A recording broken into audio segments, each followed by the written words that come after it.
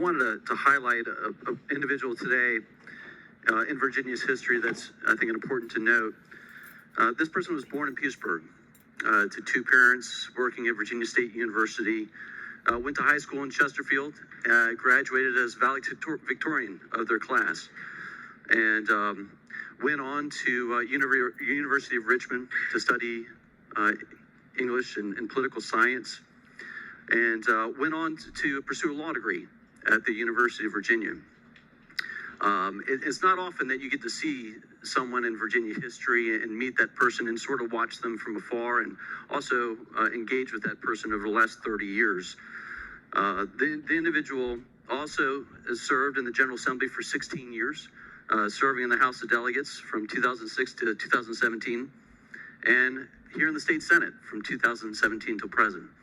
And obviously the individual has a beautiful family, and I think we've all probably seen this individual's passion for social justice, for schools, for the environment, and so many other causes, that the tone and tenure and thoughtfulness of the individual has, I think, always brought the respect of their peers.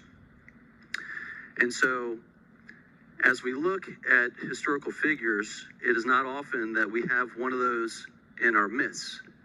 And of course, today I'm speaking of the Honorable Congresswoman-elect Jennifer McClellan, representing the 4th Virginia House District, being the first to break an important barrier. But more importantly, she's also recognized those who have paved the path for her, as she stated so often about the 4th and its meaning. And so, Madam President, I wanted to take a moment of personal privilege to congratulate the next Congresswoman from the 4th. Thank you, Madam President.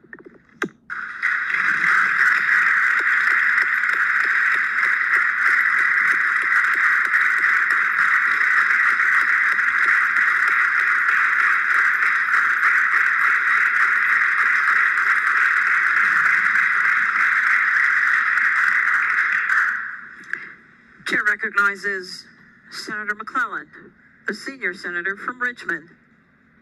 Thank you, Madam President. I rise for a point of personal privilege. The senator has the floor. Thank you, Madam President. Yesterday was a bittersweet day for me. Number one, because I couldn't help but remember that we had lost a friend and a colleague. And I never thought I would make history in quite that way. So I'm clearly elated, excited, and honored. When people have asked me what's it like running for Congress and serving in the state senate at the same time, I said it as a joke, but I think it's the best analogy I could give. I said, I feel like I'm in my senior year of high school. And yesterday was Admissions Day, a day that I'd been anxiously awaiting. I'm excited to go on to the next adventure, but I'm gonna miss the place that shaped me. Some of you don't know, and some of you were here, but I got my start in this body. As a college student at the University of Richmond, I signed up for an internship class, working then for Governor Wilder in his policy office. I was assigned to 4 committees to track his legislation, 3 House committees and the Senate Local Government Committee. And I would sit in the gallery. I liked to sit on the Senate side better. And I ended up doing a paper on the then Lieutenant Governor, Don Beyer, because I had to do an independent study. And I'm like, well, nobody knows what the Lieutenant Governor does, so let me write about that. So I would sit over in the corner and watch the session. And Senator Howell, Senator Saslaw, Senator Lucas, I remember them vividly. And that's where my love of state government was solidified. And I said, I think I want to be a part of that. But I actually went to law school first wanting to go work, be a lawyer to a congressional committee. but as I've often found, life is what happens when you're making other plans. But I spent my senior year in college working in my first paid job other than at Golden Corral, working for Madam Clerk. When her office was where the members' lounge is, the corner closet, I had a chair right there where I would answer the phones. Members could call a 1-800 number and get connected to any state agency or any other number in the Richmond area code.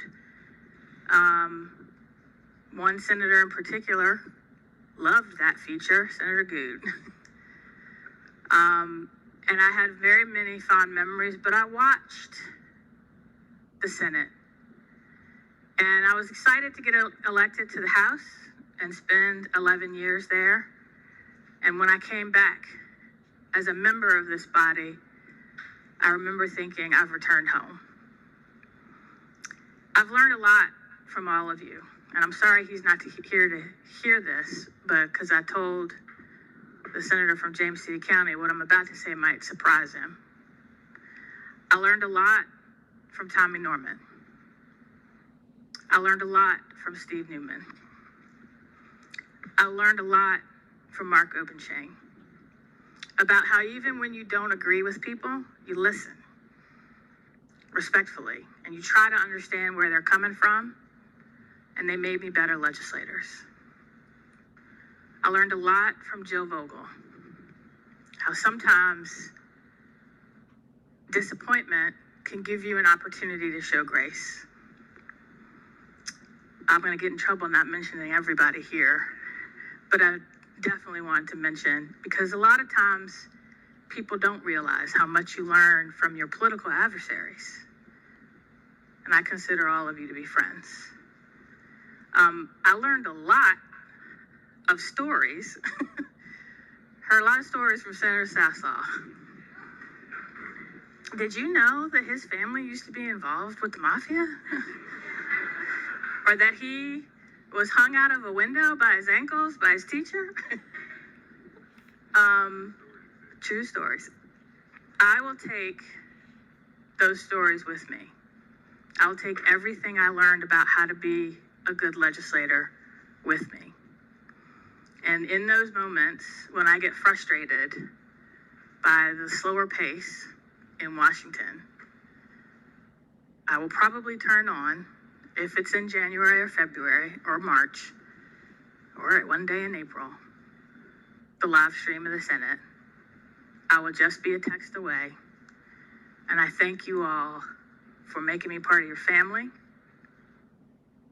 and for making me, especially you, Madam Clerk, making me the public servant and the legislator I am today. Thank you.